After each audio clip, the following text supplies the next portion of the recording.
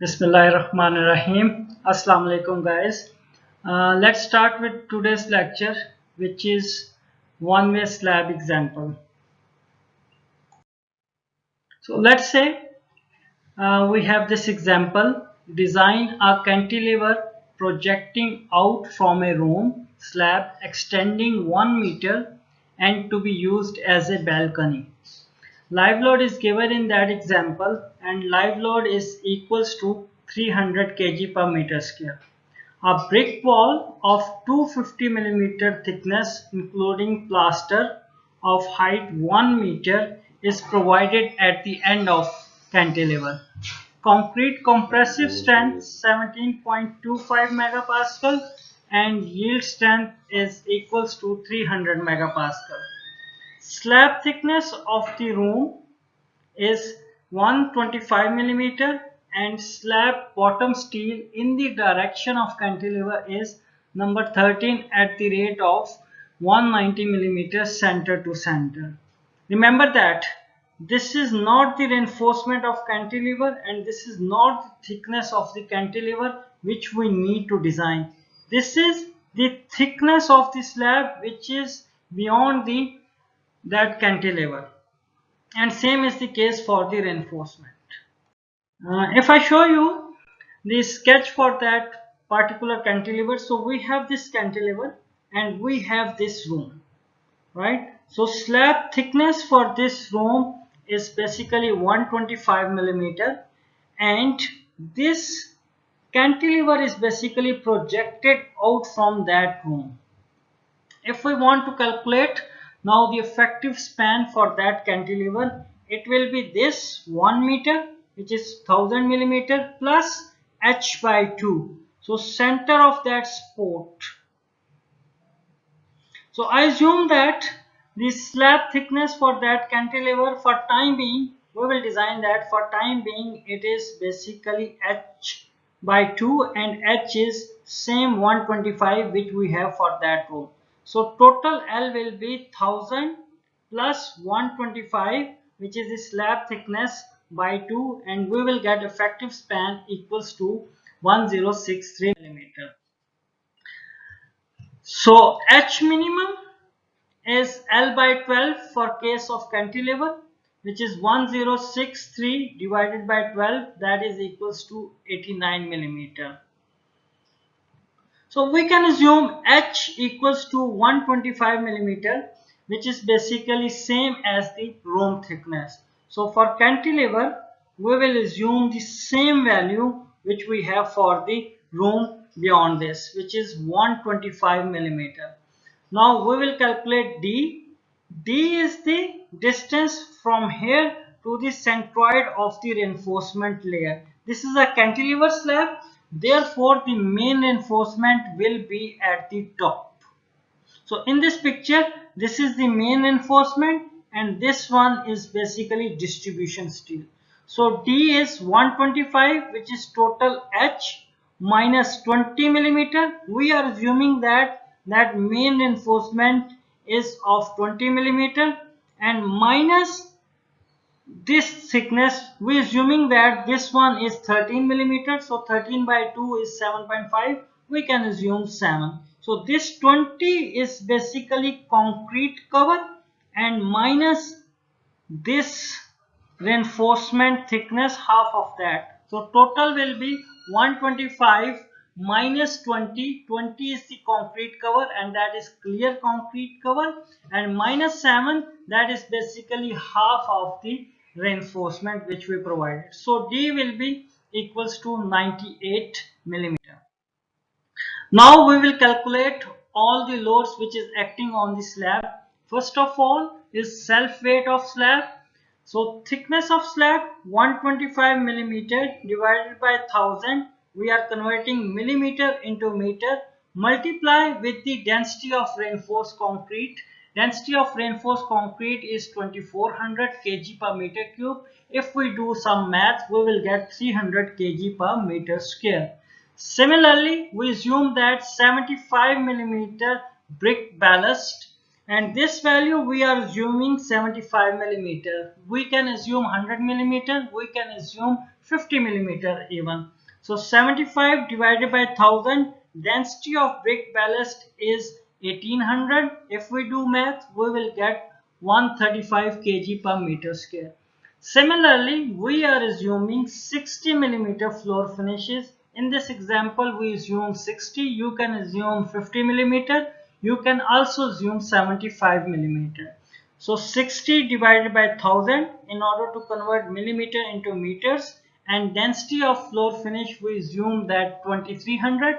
If we do math, we will get 138 kg per meter square. So total that load will be self weight of slab, which is 300, 75 millimeter brick ballast, which is 135 millimeter, and 60 millimeter floor finish. Total will be 573 kg per meter square. Live load, we assume that, and that was given in the question. It is 300 kg per meter square. If it is not given, we can use any value from 200 to 300 for residential building and for offices, and for library maybe we can assume higher than that. For library we can assume 500 kg per meter square, but for offices and residential building we can assume 300 kg per meter square. And in this example it is basically given live load equals to 300 kg per meter square.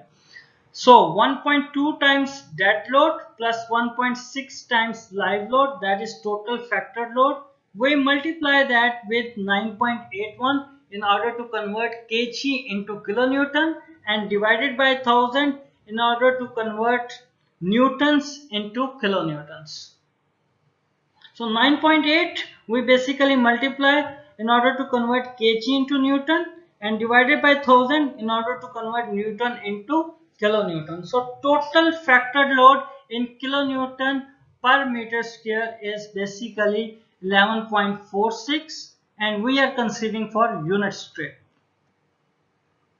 Similarly, this PU is basically load of the parapet, and we assume that this is 1 meter long this side and 1 meter other side. This 0.25 is basically thickness of that parapet.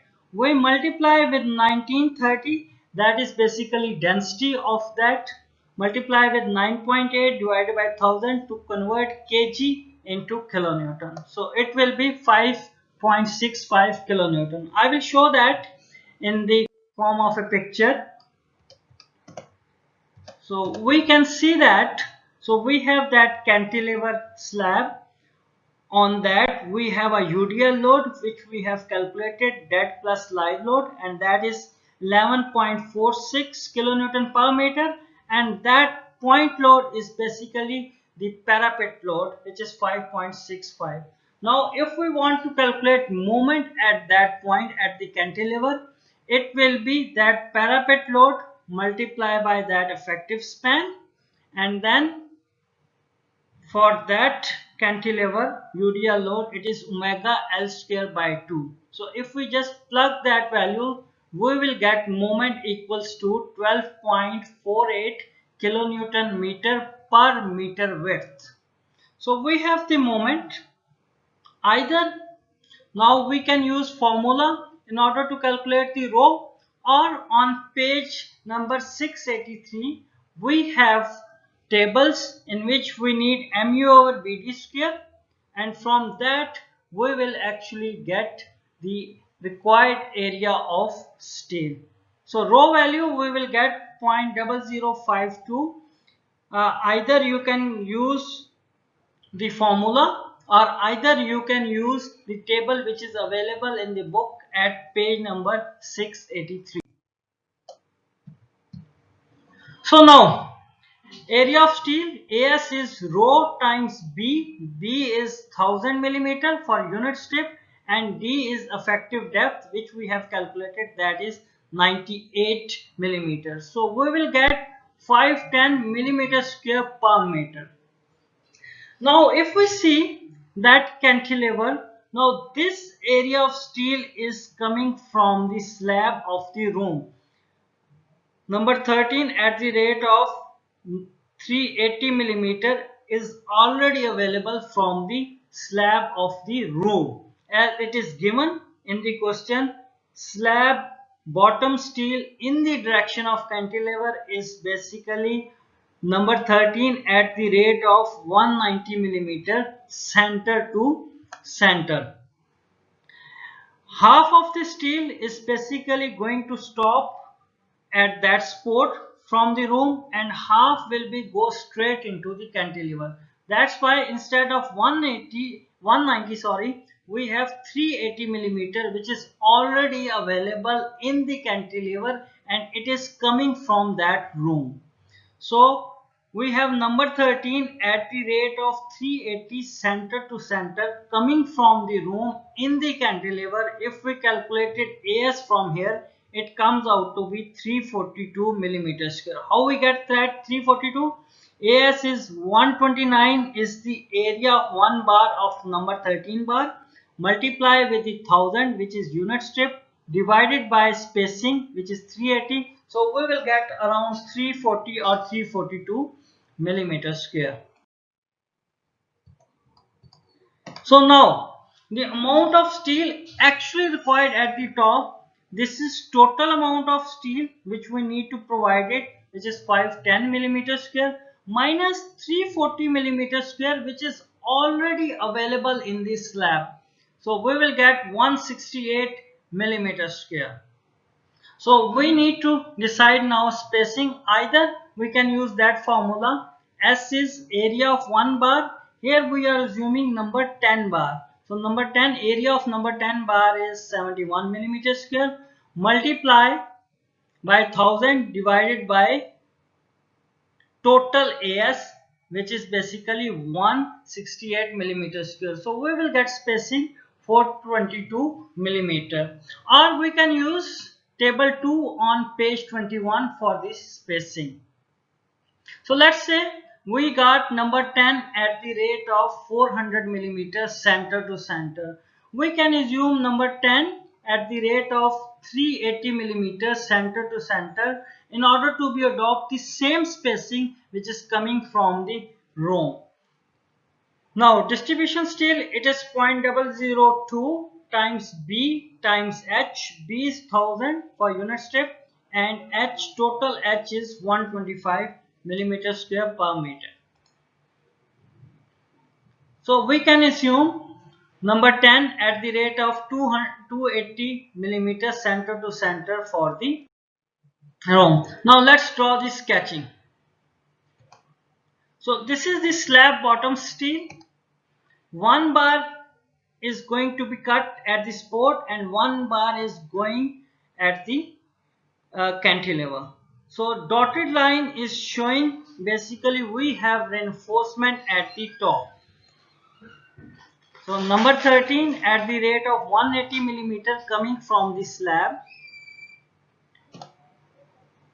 Now distribution steel which is in this direction, that is number 10 at the rate of 280 millimeter center to center.